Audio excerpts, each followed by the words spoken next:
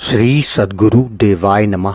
भाइयों बहनों, भक्त को अपने भगवान पर विश्वास और निष्ठा भरपूर हो तो इस कलिकाल में एक से बढ़कर एक लीला देखने को भगवान की दिख मिल जाती है, जिससे आपका विश्वास और ज़्यादा दृढ़ हो जाता है।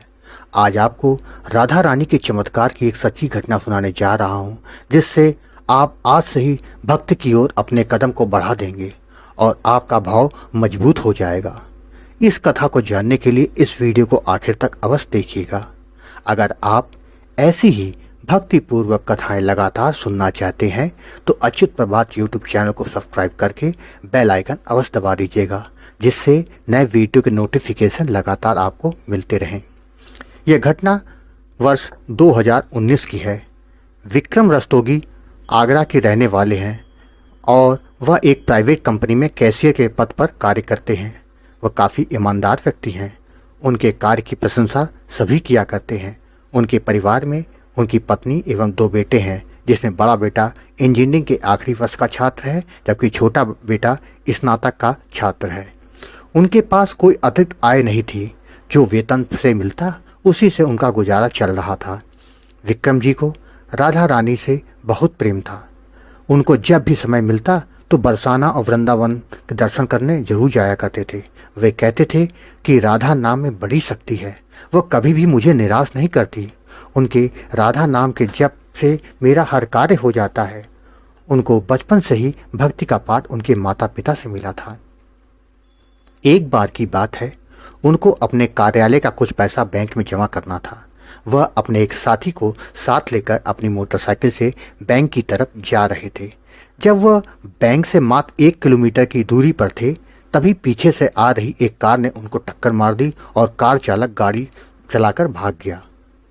कार की टक्कर लगने से उनकी मोटरसाइकिल सीधे डिवाइडर से टकरा गई, जिससे वह दूर जा गिरे, जिसके चलते वह बेहोश हो गए।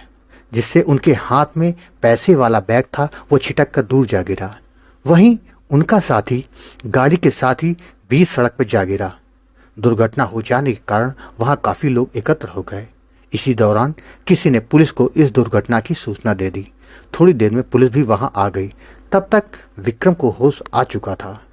उसके हाथ पैरों में काफ़ी चोटें आ चुकी थीं।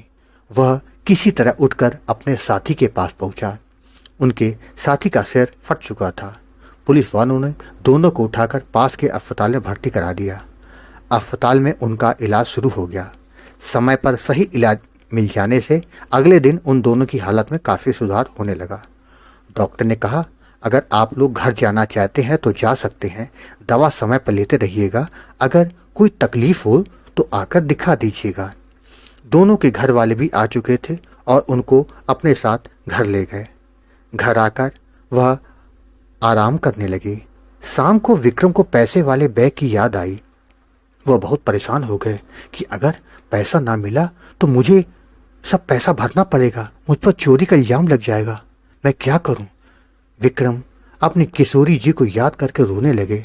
वह अपनी राधा रानी से विनती करने लगे, आपके होते क्या मैं चोर कहलाया जाऊंगा? मुझ पर दया करो किशोरी जी, आपका ही तो सहारा है। बचपन से ही मैंने केवल आपका ही सहारा लिया है। मेरी तो सभी कुछ आप हैं। आपका ये पुत्र क्या घुट घुट कर रोएगा? मैं पैसे कहाँ से भरूंगा मैया? मुझे आपका ही सहारा है। वह बस राधा रानी को याद करके खूब रोया, खूब रोया। रोते रोते उसे कब नींद आ गई उसे पता ही नहीं चला। स्वप्न में राधा रानी ने उसको दर्शन दिए। वह बोली कि चलो मैं तुम्हें तुम्हारा बैग बता देती हूँ, कहाँ है? किसी को दिखा नहीं है।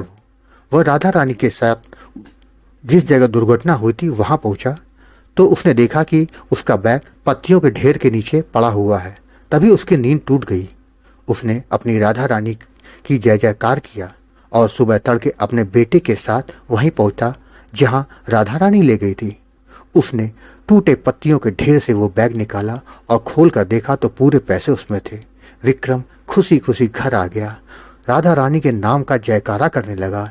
बैंक खुलते ही उसने सबसे पहले पैसा बैंक में जमा करा दिया।